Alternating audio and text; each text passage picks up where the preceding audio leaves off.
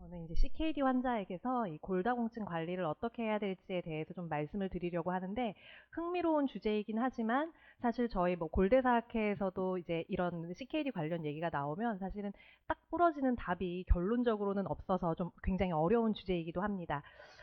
먼저 우리가 그럼에도 불구하고 어렵지만 CKD 환자에게서 이 골다공증 관리를 신경을 쓰는 이유는 결국 이 CKD 환자에서 프랙처 리스크가 다른 제너럴 파퓰레이션에 비해서 굉장히 높기 때문입니다. 이 그림의 이제 X축을 보시면 이제 연령이 이렇게 증가하게 되면, 그다음에 이 Y축이 힙 프랙처의 리스크인데, 당연히 나이가 증가하게 되면 힙 프랙처의 리스크가 증가합니다.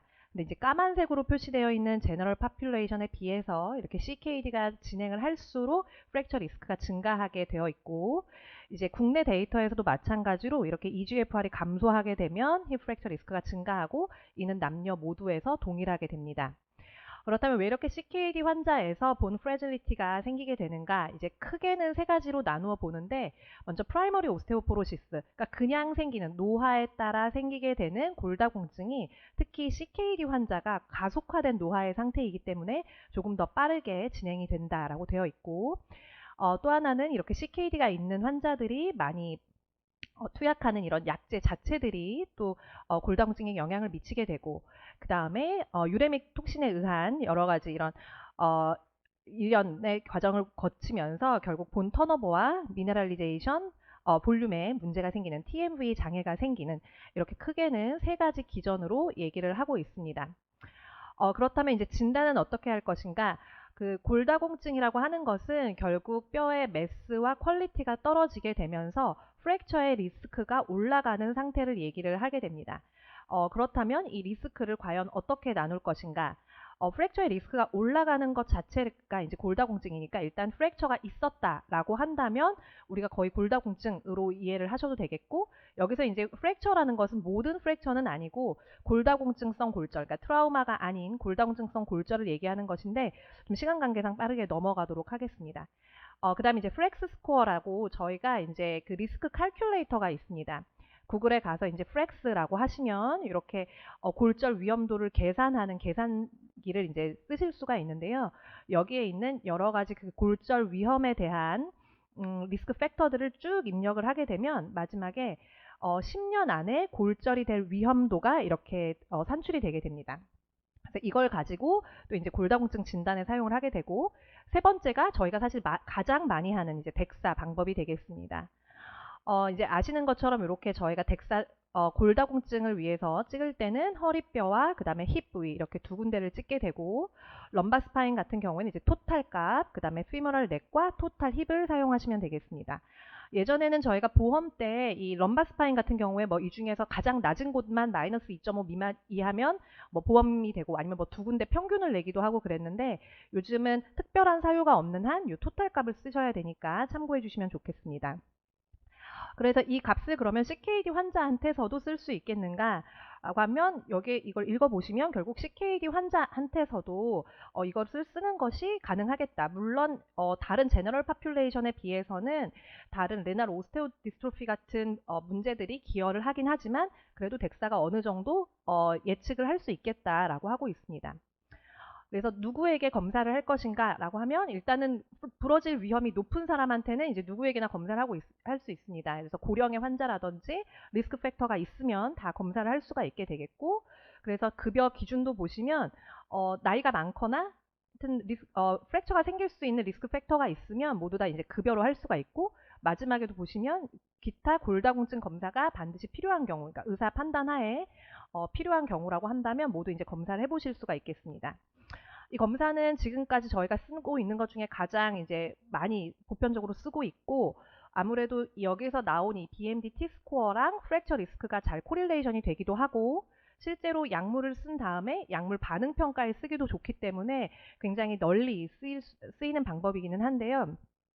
요거는 그래서 아까 그 KD고에서도 CKD 환자한테서도 쓸 수 있다라는 내용입니다. 예전에 2009년 가이드라인에서 보시면 BMD를 루틴하게 찍는 것은 권장하지는 않는다라고 했었는데, 이제 2017년 가이드라인에서 보시면 이것이 트리트먼트 디시전에 영향을 미칠 것 같으면 BMD를 해보는 것도 좋겠다. 그 레셔날레는 왜냐하면 이렇게 BMD가 낮은 환자에서 역시 프랙처 리스크를 예측하는 데 도움이 될 수 있기 때문이다라고 얘기를 하고 있습니다.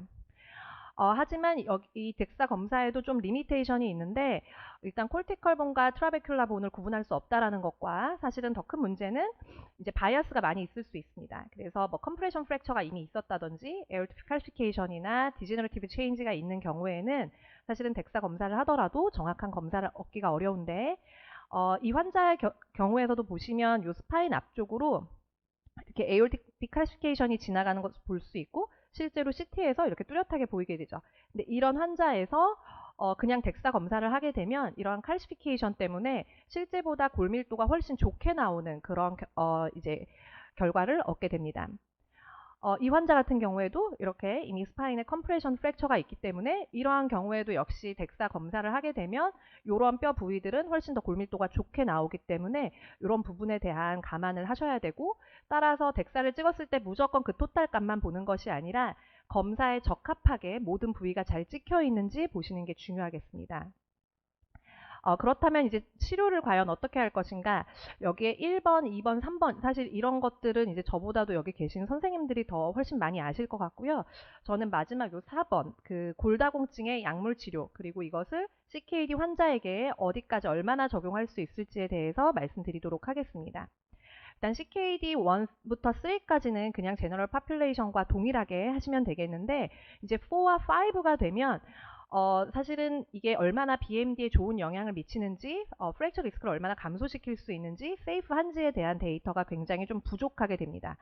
왜냐면 이제 연구를 일단 디자인하는 과정에서도 레날 세이프티 측면이 아직 명확하지 않기 때문에 아무래도 환자 인롤이 조금 소극적이게 되고 그 다음에 이런 사람들이 인롤이 됐다고 하더라도 ROD가 있기 때문에 분명히 바이어스가 있을 거라고 생각을 해서 사실은 이런 CKD 4, 5 환자에 대한 데이터는 굉장히 부족하게 됩니다. 일반적인 경우에는 저희가 이제 폐경후 여성을 기준으로 해서 일단은 리스크 스트리티피케이션을 하고요. 여기에서 low to moderate 리스크인지 high to very high 리스크인지는 이렇게 세 가지로 나누게 됩니다.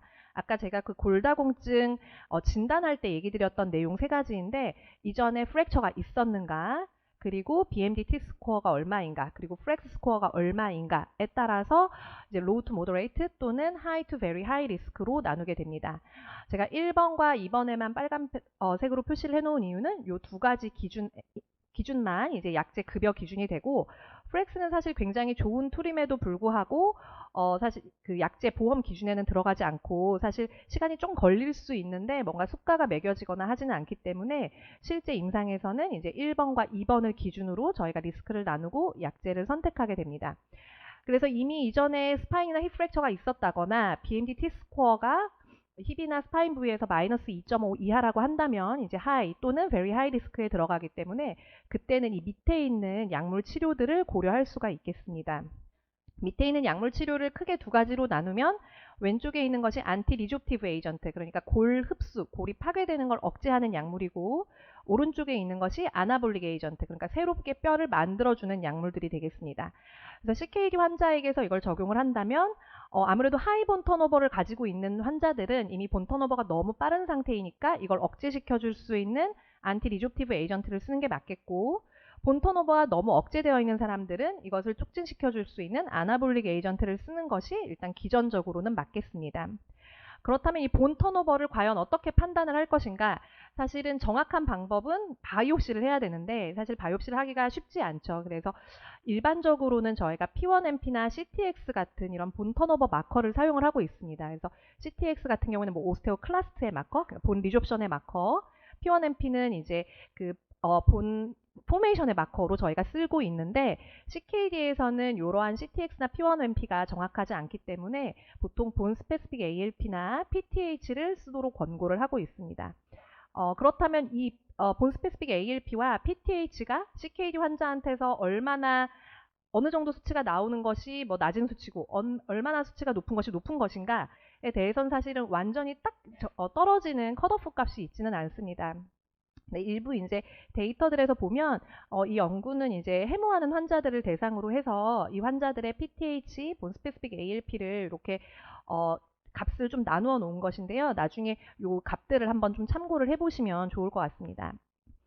그래서 결국 이제 CKD 환자에게서 리스크 스트리피케이션을 하고 이 환자가 하이 투 베리 하이 군에 들어가서 약물 치료를 하는 게 좋겠다라고 생각이 들면 PTH나 본 스페시픽 ALP를 통해서 이 환자가 하이 본 턴오버 스테이터스인지 혹은 로우 본 턴오버인지를 확인을 하신 다음에 이제 안티 리조프티브 에이전트 또는 아나볼릭 에이전트 중에서 선택을 하시면 되겠습니다.